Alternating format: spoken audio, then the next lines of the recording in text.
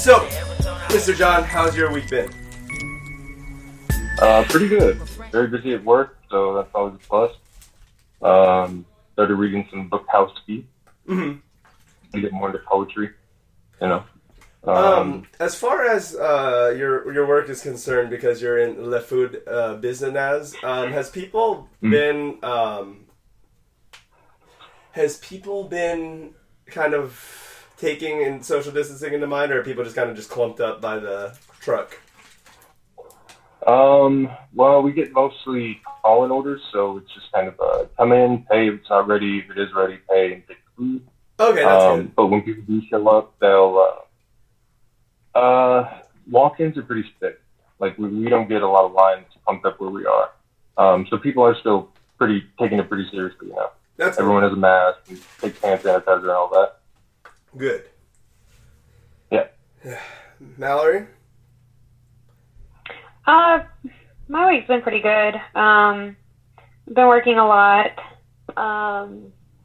Been playing video games. I'm finishing The Stick of Truth, Nice. which has been really fun. So that's been about it. Alrighty, Mr. Josh? Aside from work, I didn't do shit. Yeah, same here. So let's get into the news. All right. So one of the main news stories that broke this week is Indivisible came out early. Not by much, but a bit early. Now, the thing that the studio is struggling with was a bit of ambiguity and kind of like mystery behind the release date, because they just wouldn't say.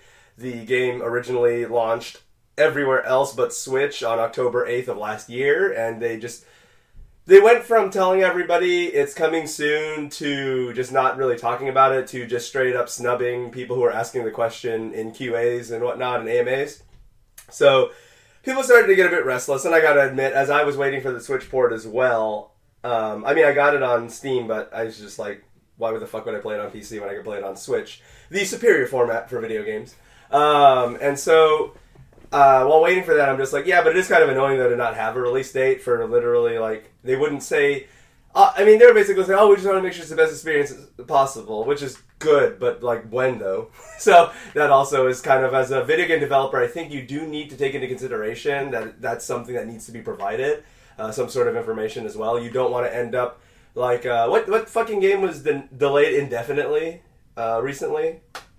I can't even remember what... We all talked about it, like, on this podcast, like, an episode or two ago. Talking about Last of Us 2? Well, no, that one has a release date. Oh, different one?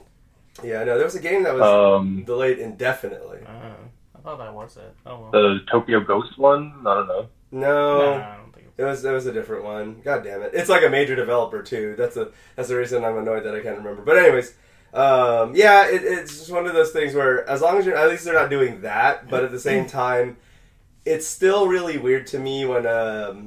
I don't know, like, if you're gonna have a game, like, at least be able to say the month at least. Like, to me, that should be as vague as you should be. Yeah, you should definitely, you can delay games, you can do whatever you need to do, but you should never just be like, yeah, you know... Can't even say what season it's gonna come out. Yeah, even that. If you can narrow it down to, like, fall, I'd be like, oh, well, obviously there's only a certain amount of, time frame it could be. Yeah. But the thing is, they just were just like, it's coming. It's just like, but when, though? Like, this is literally, This is a situation that faces Switch ports a lot. This isn't the first time, obviously, this happened. A ton of games have been delayed release to Switch, but usually, again, they're able to say sometime in June. Okay, well, sometime in June. That's fine.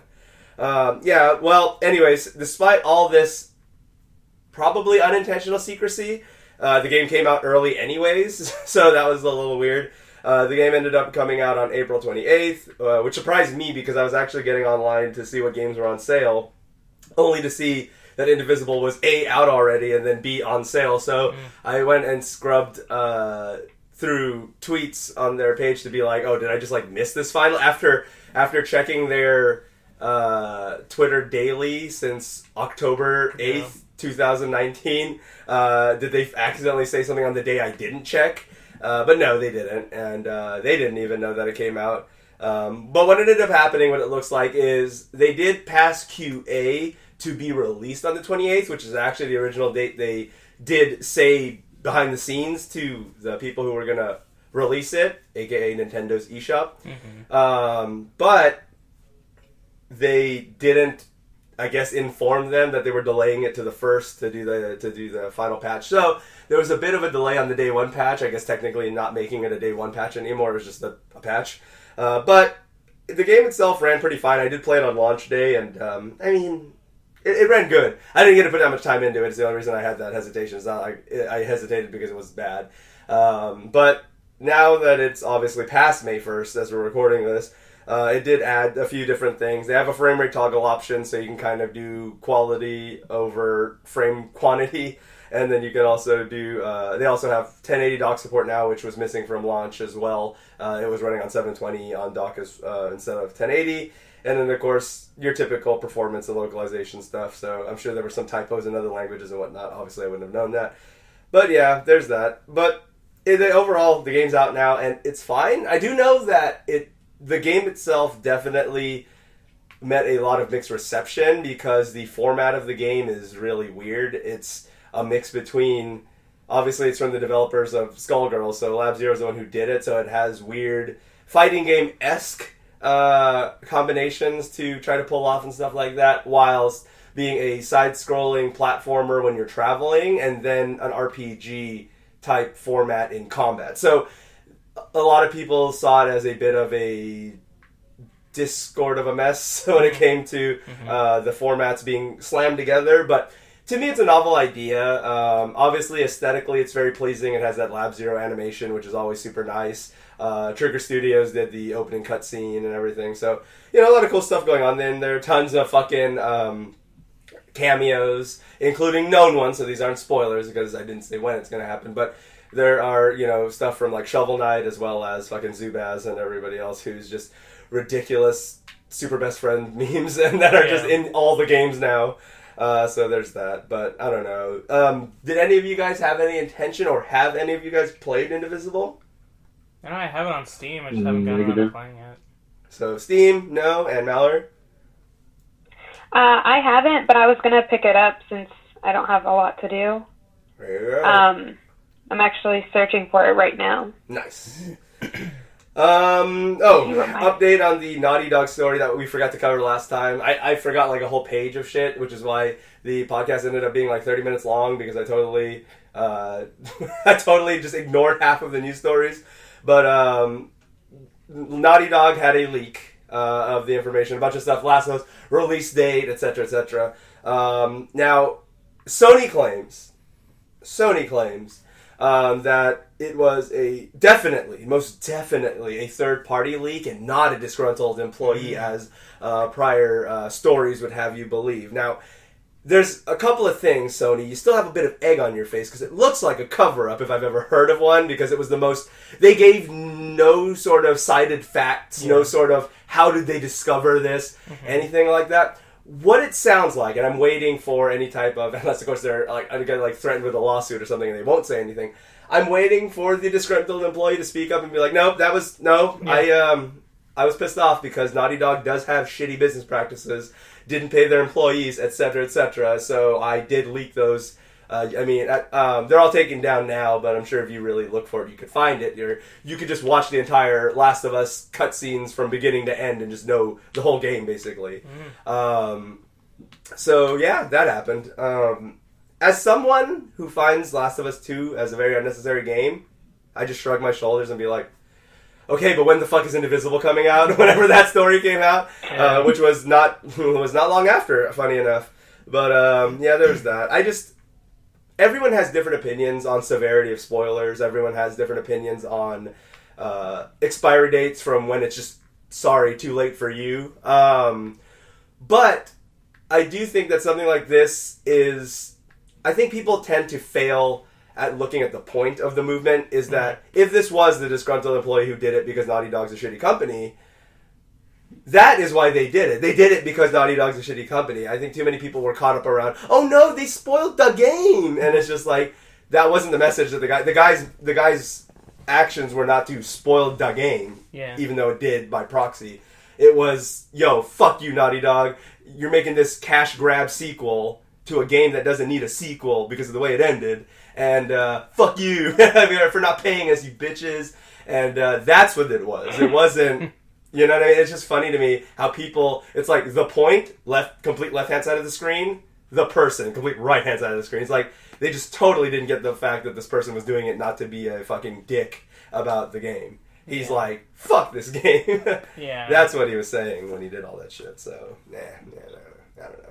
So anyways, so Sony told Polygon in a cleanup story, if I've ever heard of one, that we found who the leakers were and they don't work for the company anymore. No, they didn't say that part. Asterisk. But yeah, that's just something they should have... they don't work for the company, nudge, nudge, wink, yeah. wink. But yeah, Last of Us 2 is going to be coming out June 19th, for those who want it. A weird part of several articles I saw while researching this, what I thought was kind of funny, is they were just like, yo, it's going to be a big game. And I'm just like, what game isn't big anymore? Mm-hmm. Then they go, it's going to be like 100 gigs-ish. And I was just like, isn't every game that comes out 100 gigs-ish? Like, fucking Final Fantasy VII Remake was like 80-something. Red Dead Redemption was like 110, 120. I feel like that's just games now. I think the surprise of the 100-gig game is not really a surprise anymore. I don't know. It was just a weird, like, I get it. It's the way that shitty journalists like to, like, it's a big game. It's going to have 100 gig. But here's the thing, right? How much of the Final Fantasy VII Remake gigs is just the visuals? I feel like a lot of that 80-something gigs is just the visuals. So it's one of those things where, because, there are people what's going to be worse is if they do any DLC or added shit. Ugh. Yeah, and that's just natural to it now. Yeah. Obviously, we're on Fiverr, so it really doesn't take that long, except for the usual Sony shenanigans. I think, for me, for example, FF7 Remake usually took most people a day plus, if you had, like, DSL or, shit-tier internet. For me, it took 12 hours, which still sounds like a lot, but when you're talking about PS4 fucking downloads, which have god-awful speeds, 12 hours is not bad. Especially for a game like Final Fantasy VII Remake. That's a massive, download, so there's that. But yeah, that's it. Other than that, the size of the game, and then fucking it comes out June 19th. Yeah, it does suck how huge these games are. I had to clean out my PS4 recently. Oh, right. I forget about that problem because I have 6 terabytes on my fucking PS4. So, I'm halfway there. Use an external, right? Yeah. Which has shown no performance in any... I mean, no noticeable. I'm sure there's a 10-second delay here and there on some loading, but not enough for me to run out of space. It's not like the original... It's not like the OG PS4's hard drive was that fast to begin with. No. So... I miss when I was able to put that solid-state hybrid in there, but that stupid thing kept crapping out on me. Yeah. Was it was it just some third-party brand is why, or was it like Seagate. a Seagate or something? Oh, wow. Yeah. Funny enough, that's a brand I was going to jump with as an example. No, that's a the notable, thing that sucked. It's a notable brand. Yeah, it was that's 2 true. terabyte, and it crapped out on me twice. Was it? And it was a PS4 intended hard drive. It wasn't like a repurposed one. I know they label it for that it can be used for the PS4. Okay, so anyways, enough of their mark of approval to be like whatever. Yeah. Did you ever talk to their customer service? Maybe see if it's a lemon or something you could swap out, because that seems not. Well, great. that's the thing. I did swap it out. Yeah, I sent it to them because it was still under warranty. Okay, cool. And they fixed it. And then not cool because it's still fucked. Yeah, and then maybe half a year later, or maybe a year, it fucked up again, and it was out of warranty. And you lost data because of that, right? Oh yeah. Okay. Yep, I gotta redo. Which is also a weird failure on the cloud service part, because it's supposed to auto, It's supposed to. It doesn't. Yeah, because I reformatted my PS4 because it kept doing that thing where, for those who don't know, PS4 has a fatal flaw where it just starts cutting off parts of the parts of usable hard drive space. Like if you install an 85 gig game and then you uninstall it, 1, 2, 3 gigs of that is not really uninstalled, and it just is total. If you were to take it and just take a marker and slowly go down, it's weird. It's how much usable space you have, cache. Yeah, that they leave or something. Yeah, and no matter how much you clear the cache, it still won't go away. It's just again, that's just some PS4 shenanigans. But yeah. So it doesn't help. That's what makes the already bad 500 gigs to 1 terabyte size of the original hard drives bad already, is the fact that it has that problem. Oh yeah, I firmly believe the 500 it's pretty much obsolete. unusable. Yeah, it's completely obsolete. Mm-hmm. Unless you bought it for one game. Yeah. Because there are some people who just got an Xbox for one game or just got a PlayStation for one game and they have the other one. Mm-hmm. So yeah, to me that's the only way that would be viable. because games are just huge now. They're huge. Speaking of the counterpart on Xbox, Xbox has announced that on May 7th they will be holding a live stream we will get our first look at what next gen will look like. They are going to be, obviously it's probably a dev kit, so it's not going to be like, they're not going to show off the official unit or anything, even though they already revealed what it looks like. It's not probably going to be like the retail version. Yeah. But they will be playing some games on May 7th. You can watch it on IGN. I'm not sure if IGN just did really good marketing or if that really is the only place you can watch it, but it looks like that's where it's going to be viewable. So you can check it out there, 7:30 a.m. Pacific Standard Time, etc., etc. Other time zones exist. I mean, we'll see. They didn't say what games, although they did say with a resounding assurance that Halo Infinite will not be one of those games that will be shown during that demo time. So if you're looking forward to Halo Infinite, then don't worry about it and don't bother watching. But other than that, it'll be very interesting to see what next gen will look like, and if it's something drastic enough to see if it's worth upgrading right away. Now, a lot of game journalists and a lot of just people in general who are kind of in the tech-savvy world of things do say that they would find it very hard reason, either due to lack of software or otherwise, to upgrade right away. Like, console upgrading right away has never really been seen as a viable thing ever, pretty much. Like, that's always something that's usually recommended against. PS4 launch and Xbox One launch, shit. PS3 launch and Xbox 360 launch, shit. Original Xbox PS2 launch. PS2 was alright, actually. PS2 had an okay launch. Xbox launch, meh. Fusion Frenzy and Morrowind, that's pretty much it. Or Halo. So, like, I don't know, it's just one of those things where, it's not really worth upgrading right away normally. So, we'll see. But it will be nice to see, again, graphically, frame rate-wise, is there anything noticeable? Will the however many games they show all be running at 60-plus frames? Or will it be another generation of 30 locked bullshit? We'll see. We'll find out there. Trials of Mana was the demo, anyways, was pulled from the shops in general. I don't think it was a particular one. I think it's just anywhere PS4. I don't think it's on Xbox and Switch because people were accidentally playing the whole game. Oh. So that was pulled. That seems to be a weird error that still happens today. The same thing happened with either Yakuza 0 or Kiwami, where once the game unlocked, if you had the demo, you were playing the full game all of a sudden without buying the full game. Of course, they can retroactively lock it and whatever. Yeah. So now, even if you don't own Trials of Mana, that is now, they just pulled that game entirely. But it's weird that happens more often than not. It's still a once every few years thing, but it's still one of those things that are why, dude. Like, there's literally on the CERT team or whatever, a dude whose job is to, like, hey, the demo, make sure, since we're using a build of the game, make sure this shit when it becomes midnight on launch day, that this shit doesn't become the full game. There's, like, literally a guy who's assigned to, like, not have that happen, and it's weird that it still happens, but yeah. Assassin's Creed Valhalla, the trailer dropped for that. It's probably I think it's the only trailer I signed to you guys this week, but yeah. I don't know.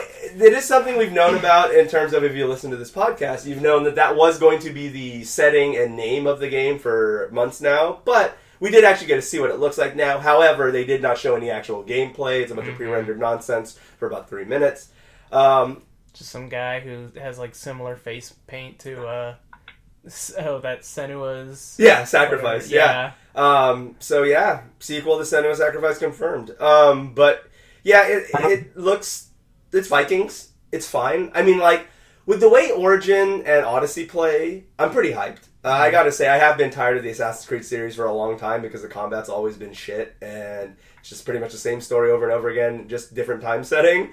But now they've kind of given up on, what is it, Abstergo? Wait, is that what the... Abstergo, whatever. Yeah, I think I heard it's not going to have... They've kind of taken that, like, a real backseat thing. That has slowly gotten deleted as each thing in Origin.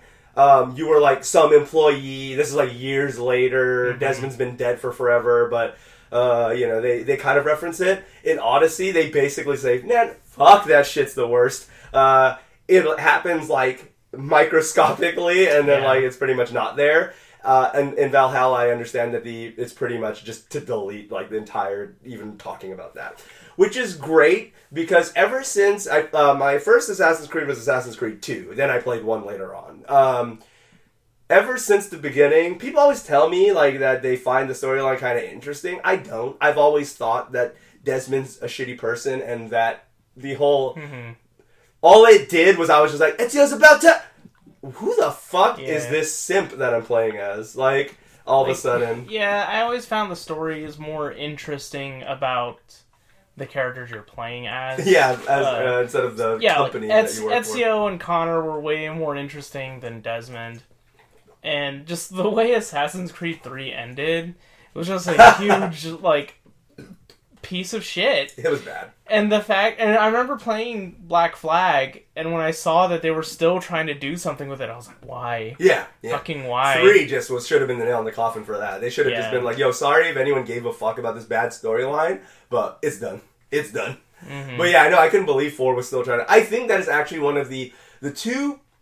Even though I think 4 is one of the best Assassin's Creed games, I used to think it was the best, but now with Odyssey and Origin, it's kind of hard to say that now. But with 4 being one of the better entries, it's really bogged down by bad ship mechanic, ship navigation mechanics, and which is ironic because it's a pirate game. And just the Abstergo thing being shoehorned in there. So, because in there, it truly felt shoehorned. Yeah. Whereas the first 3 entries, it felt like an unnecessary inclusion. In 4, it felt like, yo, you hate this? Check this out. I mean, in the Ezio trilogy, it definitely seemed like they were doing something with it. Yeah. You know, because I thought it was kind of interesting, and was it, what was the third? Revelation? No. Oh, you're talking about like third, not numbered? Yeah. Revelation. Yes. I remember in that one, there was that weird... What was it, Brotherhood? It was the one after Brotherhood. Okay, Revelation. Yeah, that one I thought that was kind of interesting when he finds out about like the other guy who was kind of hidden away in his memories or some shit like that. That was like, weird too, actually. Yeah, it was weird. That's actually interesting. But I kind of thought, like, oh, okay, this is kind of neat. But then they just really dropped the ball with 3. Yeah, pretty much. Poor Connor. Fucked over in the game, fucked over in development. Mal, John, any experience with the Assassin's Creed games and any interest in Assassin's Creed Valhalla? I played a little bit of 4 and I really liked that. The Pirate. Yes.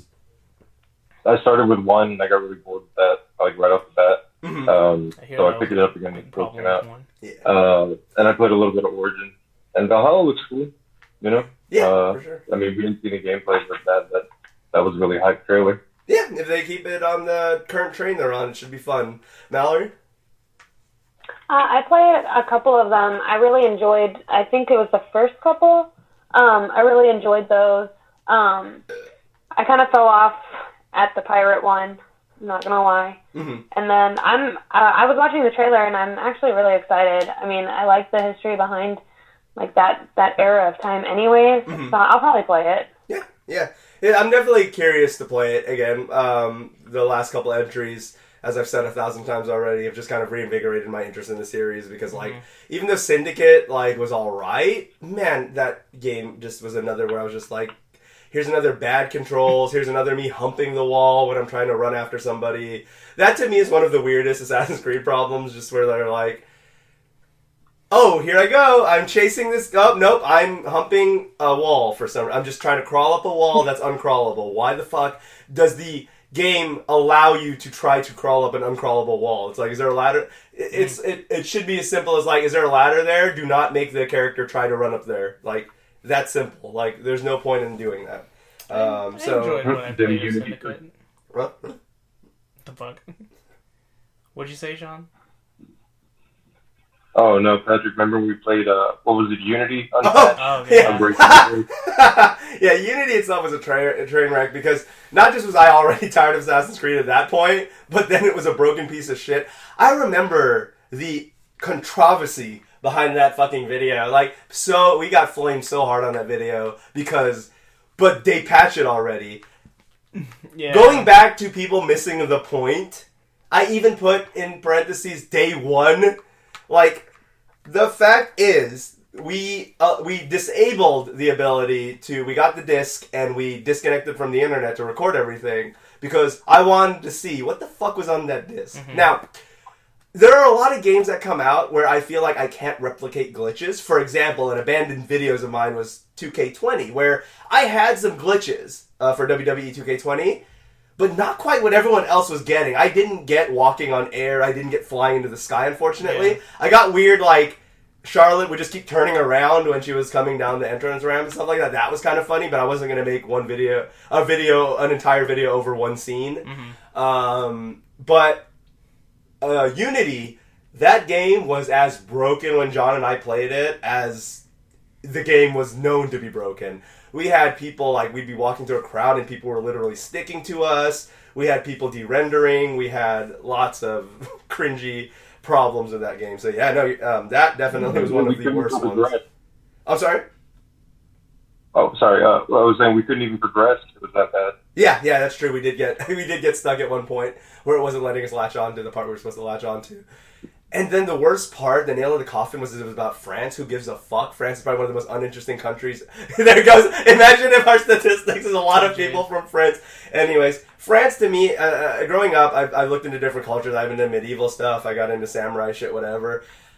I just find France's history and everything to just be so bleh, that, like, it didn't help that a bad, broken game was also in one of the most, in my opinion, boring settings it could have possibly been in. So it was just all around awful. Like, man, what a fucking piece of... You know what? I want to repurpose that video probably just to talk about how bad it is again. But yeah. Speaking of bad... I mean, the French Revolution was cool. Yeah. Give me a game about Napoleon. I'm gonna talk. Napoleon. The OG. The OG incel. Yeah, so PUBG was recently released on Stadia because... because what better way to play a game in which accuracy and shooting and when your bullet's gonna land should be played on fucking Stadia. And, it just shows you Stadia Pro has all the perks on there. You gotta have a 5-year-old game. How old is PUBG now? Fucking pretty fucking old. You gotta, if you have Stadia Pro, you get a 5-year-old game for free. So, good on them. Good on fucking them. In good news, the trailer... Oh, that's the one I forgot to link you guys. God damn it. But anyways, the trailer for Deadly Premonition 2, A Blessing in Disguise, dropped and gave the release date, which is good. The game is definitely further in development than I thought because they announced it back in February, if I recall correctly, at a Nintendo Direct, and it's already given a release date of July 10th. Guess what, developers? If you're good, you can do games on time. Probably should take notes on that, Naughty Dog. It looks good. That's also where a concern of mine is Deadly Premonition 1 was jank but good, broken as fuck but good. So I'm curious, because you can't really emulate that. You can't emulate bad controls, bad audio mixing, anything like that, because we've seen games try to be, I guess, it wouldn't really be retro, but I guess that's the only real term you can do for lack of better term.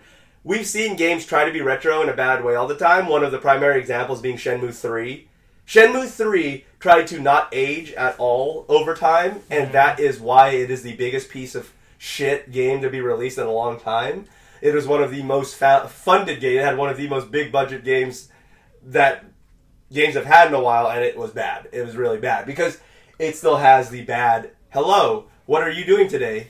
April the 10th, I'm looking at the Soy Sailors. It's just like, what the fuck is this dialogue? It's not charming and it's not endearing, which is what makes me concerned about Deadly Premonition 2. Deadly Premonition 2 would have the weird... Japanese emotes of, white cis male York going, huh? And then, but it looks funny because the engine would run so bad that it would be dropping frames while doing it. Can you really do that on modern hardware? I'm not sure. Mm-hmm. We'll see. I'm very curious. But I feel like Swery has always been a creative developer, and I think that he's going to do it just right, where it'll be running at a smooth 30, lock 30, but... York will still have the quirks or whatever. It's really interesting. I do know a rumor about it is that D4 Dark Dreams Don't Die, a game that had so much potential but literally died, apparently they're going to somewhat backseat wrap up that narrative, or at least hint to some games of what the fuck happened after that, because it had a wild-ass ending that was leading to what could have been a cool episodic thing. But like many things, like Scalebound, Microsoft decided, cool Japanese thing, fuck that, check this shit out, and then dropped Halo 5. So there's that. I'm sorry? Oh, Forever Rage. Yeah, I know, right? So yeah, we'll see. I'm very curious how they're going to try to keep the charms of Deadly Premonition while still making a coherent game. We'll not have to wait long. And also, for those who don't know, whether you backed Wonderful 101 or not, the retail, or at least digital version of Wonderful 101 does drop in a couple of weeks, so get ready for that shit. It's actually probably sooner rather than later. I think it's like in a week or two. So, yeah, definitely excited to check that out. Very excited. Oh, speaking of WWE, they did announce that they weren't doing another 2K series entry, not a yearly one anyways, but they did announce their brand new series. Brand new. I hate how many sites are fucking covering that as that way.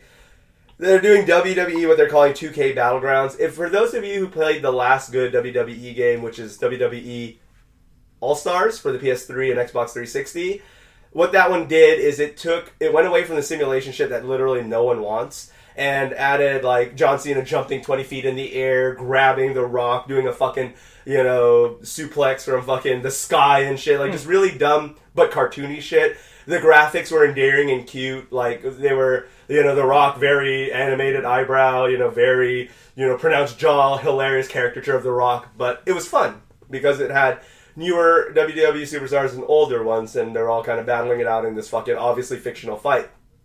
But Battlegrounds takes that and cranks the shit level up more. For anyone who remembers Iron Man Melty Face in Marvel vs. Capcom Infinite launch trailer, where Iron Man looked like shit in the Tony Stark looked like ass in that fucking trailer.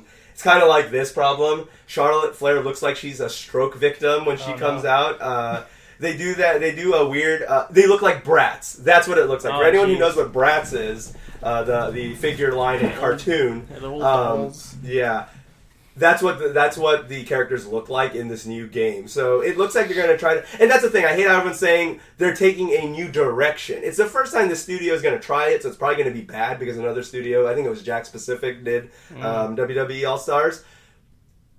This is not a new style, though. Arcadey WWE games have literally been a thing since like N64 or SNES. Like, there's always been arcadey type WWE games. So I don't know what they mean by a new take on the WWE format. It's like, is it though? Like, arcadey games are actually the better ones. Some of people's better memories is like WCW on N64 where you could go backstage and shit. Or No Mercy. Or No Mercy. Yeah. Like, people remember all these great because they were more arcadey. You weren't trying to do like tap this meter, line it up inside of this minuscule little thing because your fucking hold stat is shit. It's like just mash the buttons. Yeah, just hit the fucking... Like, I can do that shit. It sounded like I was fapping on the recording, but I swear to God I was pressing the A button. But yeah. So we'll see. After a glitchy train wreck that was WWE 2K20, is this going to be the redemption, or is this just going to be... Here's the problem. The game looks cheap. It looks like a mobile game. So what it really looks like is they were like, yo, we lost a lot of profits with WWE 2K20. You know, it'd be a great way to recoup it. Make a game on half the budget. Gosh, they should just team up with NRS and make that Immortals fighting game. That would be great. I really want that. Yeah, WWE Immortals, like, even on the phone, which used the same engine as the Mortal Kombat phone game, was so much fun still because it looked so dumb, like... Actual, literal ghost Undertaker, John Cena, stupid ass fucking insane body structure. Like, it was hilarious, but awesome. You're right, that is something that, we've wanted. Daniel Bryan actually being a satyr. Daniel Bryan being alive. Yeah. There are so many fictional things that they did in that game that were so cool. Like, I don't know, man. I do, that was missed. That was definitely a missed opportunity. Mm-hmm. Again, probably due to them not just wanting to pay money at all for that shit. They're like, that's too expensive, NRS. Get out of here. Probably, or I don't know. Maybe they just don't have the time because of their contract with WB, which I think they got one more game left. So we'll see how that goes. Yeah, that'll be interesting. Do you guys have any? You two have any fond memories of older wrestling games when they were good? I played, was it WCW versus Raw? That one was good. I like that one. Yeah, that was my shit. I think maybe one more in 64, but other than that, not really. Yeah, to me, that was one of the more peak genres, more peak eras, because PlayStation was a mixed bag. PS1 had some really great ones and some really bad ones. Yeah. Plus the sacred PS1 loading times. That was the flaw of a lot of wrestling games on PlayStation were the loading times. Mm-hmm. But then again, you can say that about a lot of games. Even an amazing game like fucking Symphony of the Night, that was one of the biggest flaws of it, was the fucking, when you would die, oh my god, how long it would take for you to come back. That was like the main incentive not to die. It was like, dude, you're gonna wait like minutes before you play again if you die. It's like, oh god, I can't die. Yeah, fuck that. But Mallory, how about you? Any wrestling life going on for you? I watched it, but I didn't play any games on it. I was more playing like Mortal Kombat and Super Mario. So there you go. La, la, la. Oh right, so I don't mean to shit on Half-Life Alyx, but I do at the same time, just because it's not Half-Life 3. But yeah, so Half-Life Alyx seems to do fine, but obviously it can't be doing that fine because only less than 2% of Steam users even own a VR headset. So very small market. Yeah. So yes, all 12 people that were looking forward to Half-Life Alyx bought it. And that's it. But yeah, no, it was an interesting statistic because the whole point of Half-Life Alyx, it was kind of a scummy move on Steam's end, where they were basically like, well, we can't beat Epic Games, but we can push our own stake in investment in VR hardware. That was all it really was. So I don't know. That was the thing that bothered me the most. Of course, people tell me I get too political, and they're like, but the game was fine. But the motives behind the game were not fine. Yeah, so did it push VR units? Like, nope, clearly not. Yeah, less than 2%. God, how many Steam users are there? I mean, that's like thousands of people still, but still thousands versus millions. Especially considering how universal Steam is. Yeah, and the fact that VR may still be really expensive, but most people who PC game have a pretty decent rig and can at least run, VR at a acceptable rate. So, yeah. I don't know. It's interesting to see that it just didn't quite do the big. They were hoping for this big explosion of people buying VR headsets because of the lack of Half-Life content, but obviously it wasn't that big. So yeah, we'll see where that goes. A question I had. John and I are obviously not playing Animal Crossing. Me, not anymore. John, just not at all. Mallory, Josh, are you guys still playing Animal Crossing beyond the monotonous dailies? I did my daily stuff today and slowly working on terraforming. It's just one of those things I'm not sure what I want to do. Now, the latest event, has it grabbed you guys? Because obviously the Easter event wasn't very interesting. Has the event after that with whatever the fuck that creature was, has that has that been a thing? I mean, well, what is it? Is it the May Day? Is that what it was? I think so, yeah. Yeah, it's like May event or something right now. Yeah, I still haven't even flown to the island for that. You get one ticket, you can fly to an island. I think there's like a maze there. Mm-hmm. I don't know, I haven't done it yet. I'm curious just because a lot of analytic journalist sites are prodding at the retention right now. How is Nintendo handling the Animal Crossing events, and are they retaining people? Yeah. Because you are starting to slowly see people playing other shit on Switch now. So I was very curious if it has been enough to kind of keep you guys in, or if it's just not wanting to lose your villagers that's keeping you guys afloat. Mallory, how are you getting on with Animal Crossing? Is that still piquing your interest, or is it just kind of part of the routine now? I mean, I still spend probably 4 or 5 hours on it when I get a chance. I do all the daily stuff. I mean, I haven't done the event this time, not yet. But I was just playing it a little while ago too. Okay. Yeah. So I mean, it still has my interest because I wanna get everything done, but just not there yet. I hear you. Yeah, I'm still trying to get fossils. There you go. Mm-hmm. Yeah. I feel like the people. Oh, I'm sorry. Oh, I'm sorry. Go ahead and finish this. I just had a thought I wanted to ask you. No, go ahead. I don't want you to lose it. My thought's not going away. I literally have it written down, so. Okay. It's like going back to the topic beforehand. Do you think VR is going to take off? Because a lot of people are going to use it quickly. And if so, when? You know what? I was an asshole and talked over you, so I didn't hear any of that. I'm going to shut the fuck up this time. Ask it again, and I'm going to be quiet. Essentially, do you think VR is ever going to surge? Right? Okay, so VR has already had its surge with releases of the Oculus Quest, which is standalone, because that's one of the biggest things that is price and accessibility are two things that have gatekept VR from becoming mainstream. I feel like a lot of people have interest in VR. People find it interesting, but I think where it's not there yet is just marketing. For example, the Oculus Quest came out a few months ago, and it's basically a standalone unit. You can get 32 or 64 gig variants, and I believe it has expandable memory, IRC. I think it also has a 128 version.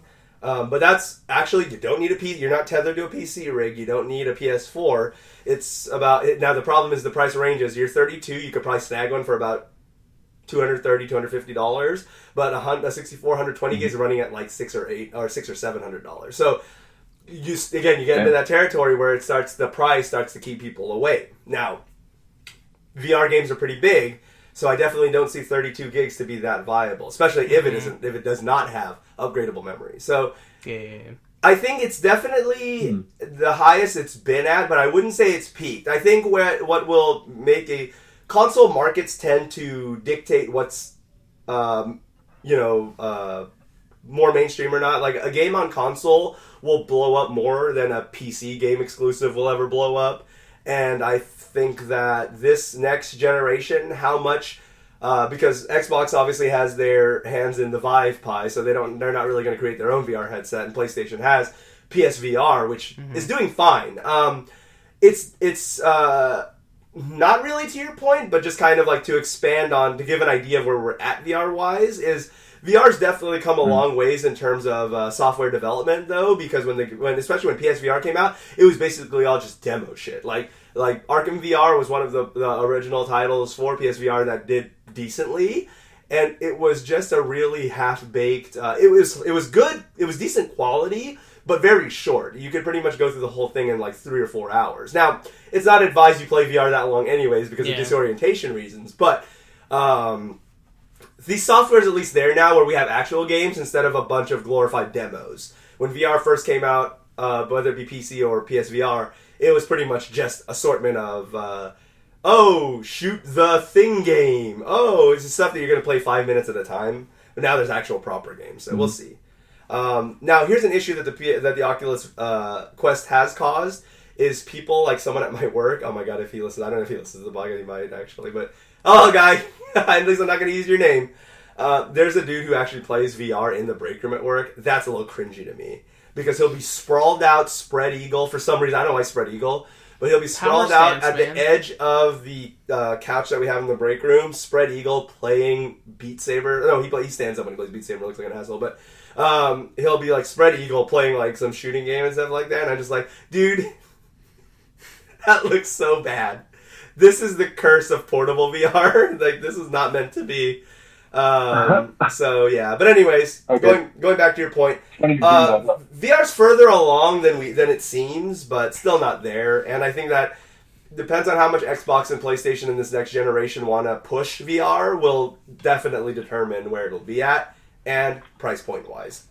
PlayStation was smart that with Pro units they did do a lot of PSVR Pro bundles, so. Yeah. Still cheaper to do that than to buy a really expensive gaming rig PC-wise and get a fucking $600 Vive. So, again, still viable, more viable on console. I think it's going to take a few years for VR to kind of get up there. Yeah, which is a shame because it is pretty cool from what I've tried. So, there's that. Cyberpunk 2077 won't be censored in Australia, unlike literally pretty much every other game that comes out in Australia. I've always found that kind of interesting. That I meant to ask that when we had Oscar Britton on there. Is why the fuck did they censor all y'all's games? Like, I think they've been getting a bit more lenient on it lately. Because I know people in Australia who are like able to play Mortal Kombat. Yeah, because at one point they were like either censoring the fuck out of it, where it was pretty much unplayable, like different game, or they just weren't releasing it. So yeah, I know GTA 5 I think was released in full there, and that was like a big deal. So yeah, I don't know, it's weird. I just don't see. I don't know. Is Australia super conservative? Because I don't see. I didn't know that. I always thought they sent super liberal. Like, nope. They're trying. I think from what I know, they're trying to sway it a bit more to the left. But yeah, it's been a pretty fucking conservative country. Yeah, that was the first time that became like an open point to me, was the fact that they would like straight up ban or censor M-rated games there. Mm-hmm. That was always weird to me. But yeah, no, it was certified for the full ass M rating, so yeah. We'll see. Australia's weird, man. They went to war against emus. They did, and their toilets spin the wrong way. Yeah. Fix your toilets, Australia. Yeah. Don't stop using the equator as an excuse. But yeah, so Southern Hemisphere, mate. Yeah, so they'll get a play that, and there's that. And before we wrap it up, unless anyone had something else to say, that was a very good question, John. Good job, thank you. Did anyone? Thank you. Did anybody else have anything about any of the prior topics that I may have just steamrolled and you guys didn't get to say anything about it? Everyone's good. Yeah, no. Tying on to what you said about the guy in the break group, I was actually going to ask you, do you think that we'll develop a niche group of gamers that are solely, about VR, like you have your that already exists. Sony loyalists, that fanboys? That already exists. I wouldn't say that they're solely VR. I don't think that'll ever happen, but there are definitely some hard pushers that have been hard pushers of VR for a while. For example, Liam, formerly Super Best Friends, is a huge pusher of VR. He's always been really proud of PSVR taking that step into making VR more affordable, which has always been the flaw behind it. So there's definitely a huge enthusiast market already, but if you do mean literally like VR only players, I don't think that'll ever exist, because I don't think the software support will ever be there. So I don't think will ever exist. I'm just waiting until we get to the point of like Sword Art Online. Just be a fucking huge nerd. Yeah, go into a coma playing MMOs. That might be a thing. And everyone will also become the people from WALL-E with VR headsets on. I remember in .hack they would wear the headsets when they would play. Oh, really? Yeah. So it wasn't like... Because in Sword Art, it's the full dive straight thing. Up, yeah. So you're just practically comatose playing it. I could piss on your face while you're playing it, yeah. But I know in .hack you would wear the headset, you'd have your controller and keyboard with you. Mm. So... It's a hybrid. That would be kind of neat. You can still go into a coma. But, if you want to. Yeah. But I mean... No, we can do a Yuka style. Just download your brain into the game. Oh, God. That's going to be how we're going to play Phantasy Star soon. Yeah, it probably will be. All right, then. So, for those of you who are looking for something to play, Xbox players out there, well, anyone in general, you can play Streets of Rage 4, obviously, but Streets of Rage 4 is included in Game Pass. So, if you do have Xbox and the Game Pass, another gem has added on there at launch. So you can go ahead and check that out. Streets of Rage 4, awesome game. We didn't really cover it just because it's not much of a news story. The only news story behind it is 3 pretty good devs did come together to make Streets of Rage 4 as good as it is. But I'm happy. There's still people, of course, who are like, oh, it's not the old gritty 80s, 90s vaporwave, old school visuals. It's all animated out, which was a similar complaint that people had about Double Dragon Neon and other games. But it's good, so fuck off. Go play it. Streets of Rage 4 is out now. At time of recording, is on a launch day sale on Switch along with Indivisible. Make sure to pick that up. And if you really want to be a true G, be like Josh and pick up Deadly Premonition on Nintendo Switch, which is currently 50% off at $15 on the Nintendo Switch. So if you haven't checked it out and you do want to get hyped along with me, like all 10 of us who are hyped for Deadly Premonition 2, definitely get on there, play it. You could beat it by then. I mean, like I said, my playthrough now, even knowing what I'm doing and not doing side quests, was still 40 hours. But hey, do a 40-hour speed run and get in there and play it. And then when Deadly Premonition 2 comes out in July, you could be like all the cool kids that are going to be playing that. So there's that. So Streets of Rage 4, Indivisible, Deadly Premonition Origins, whatever you want to do, play it. Play something, because we may not be in quarantine, but we're still in quarantine, because if you're a responsible adult, you should be keeping the fuck away from people. And until next time, we will catch you guys every Monday at 11 a.m. Central Standard Time. Until the next episode, we will catch you guys then. Until then, see ya. Bye. Bye. Wait, what did you say, John? I hope it wasn't... May the force be with you. Oh, okay. Oh, okay. You fucking nerd. I was like... big time nerds. Oh, May motherfucker. Oh, hey, wait. Did we do the plugs? No, we didn't. Hey, where can everybody find you guys at? We're still recording. Let's do it. Very good, John. I'm literally keeping it in there like this. Josh, where can everybody find you on the internets? Oh, Twitch, Twitter, and Instagram at Joshiro Joestar. I'm slowly still streaming Final Fantasy VII Remake. I just haven't done so at all this week. There you go. And then YouTube, Shiro Play 5. All right, Mr. John. @or_ Evil Dead Guy on Twitter and IG, respectively. There you go. Miss Mallory? You can find me on Instagram at awesome_Melly. All right. And you can find all my stuff at ZDRocker at all the places. SlimNationEntertainment.com and DisconnectedCast.com. And for real this time, we'll catch you guys next week. Bye.